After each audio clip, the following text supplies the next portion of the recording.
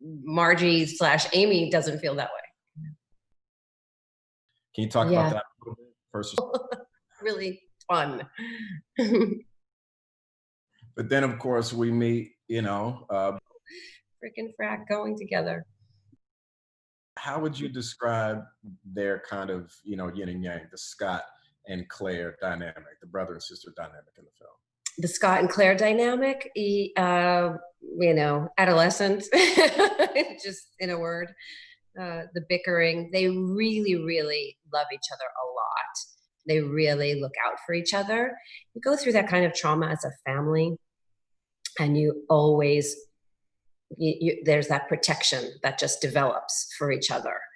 So that's pretty evident in the siblings' relationship. At the same time that Maud's character is thriving, his sister is thriving, and he's frustrated, and he kind of takes it out on her as well. And go back to talk about Bill a little bit more. This is kind of a big, interesting role for him compared to what he's done in the past. Talk about working with Bill and the Margie and Ray relationship a little bit more.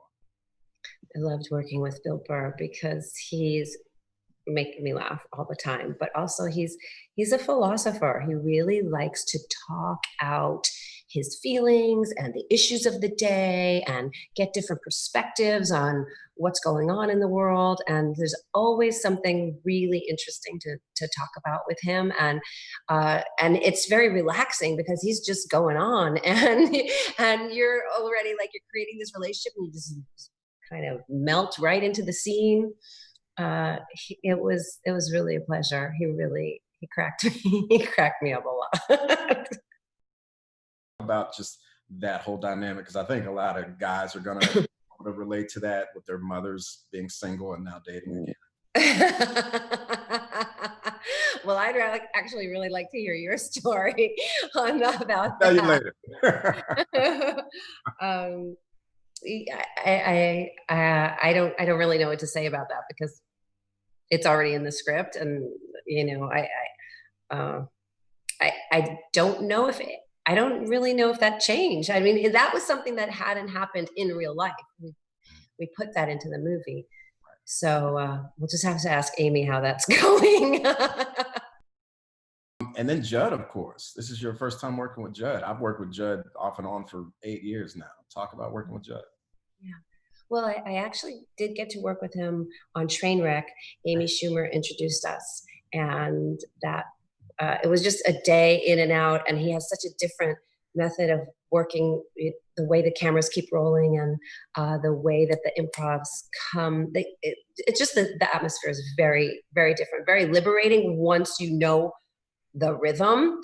But in that one day on Trainwreck, I didn't really know the rhythm. And I always thought, oh God, I hope he thinks I did a good job. I kind of came and went. And I mean, not the movie, just me. And I was just so happy to be invited back into the fold and to play with him again here.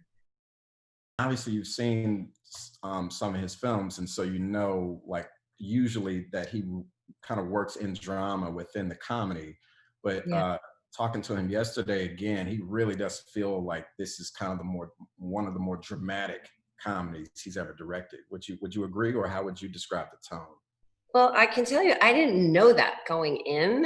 So I'm like ready to like roll up my sleeves and be a ham and like really, and this is a different tone, but it's a very, very hard tone to strike.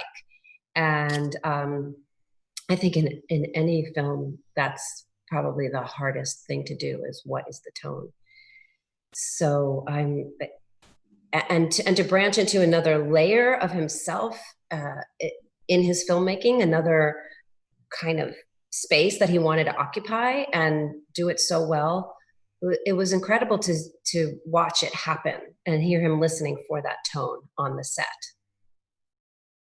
And of course, we're in this new day and age where we're sheltering in, even though things are starting to open up now. So people have been home watching a lot of movies, a lot of TV and content. Why would you say this is actually a really good film to watch at home, since it's being released on demand next week? Yeah, I'd like to see it both ways, because I think seeing it in a movie theater will be a big a more raucous experience, and there's nothing like being with a collective. But then having it stream and come into our homes, it's really such an intimate movie, and probably people are sheltering with their family members or closest people, and that's what the movie's about. So I think in another way, it'll have like another texture to it. It'll just be like more of a whisper in your ear that gets to you. If you had any other thoughts about the overall message or what you think people would get out of this film.